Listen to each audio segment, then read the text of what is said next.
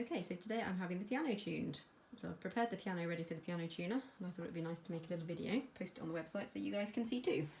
So you can see that this is the keys that we'd normally see, and then I've removed the bit of wood that goes here and the wood that goes across, and we can now see that if I press middle C, that is number 40, and as I push the key down here, it pushes the key a bit like a seesaw, so that bit goes down, that bit goes up, it then hits that little hammer up there, so this little one with felt touches this one here, which then pushes this bigger hammer up here, which then finally strikes the strings, because there are the strings. If I can move this out of the way, this is a bit of felt, that's the practice pedal, so if I do this, you can now see that that bit of felt is between the strings and the hammer, which is what makes it quieter. So when you ask, what's that middle pedal for? That's what that does. So if I just flip this up a bit, you can see the strings there. All there. And they're going sideways, basically because the strings are pretty long, they go right the way down to the bottom. And it's the most convenient way of making the piano as small as possible, having them going sideways. So these ones here are a different colour. They're the low ones, they're fatter strings.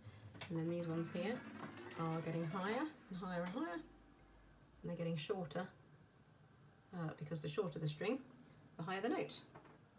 And then up here, we've got these little nuts. And if the note is out of tune, we can either make the string shorter by loosening the nut. No, that's making it longer, isn't it? We can either make it longer by loosening the nut, or we can make it shorter and higher up by tightening the nut, and that's exactly what the piano tuner does.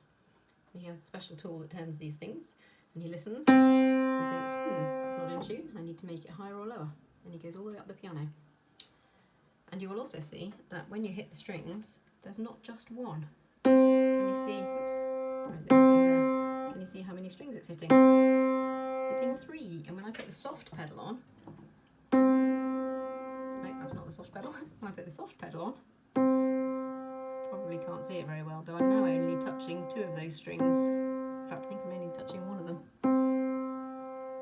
The idea is that you're only supposed to be touching 1 of the strings, and that's what makes the sound quieter, because not so many strings are being hit. So that's the soft pedal as well. So there we go, that's the inside of the piano with all the hammers and all the technology working from the inside. So there we go. One inside of a piano.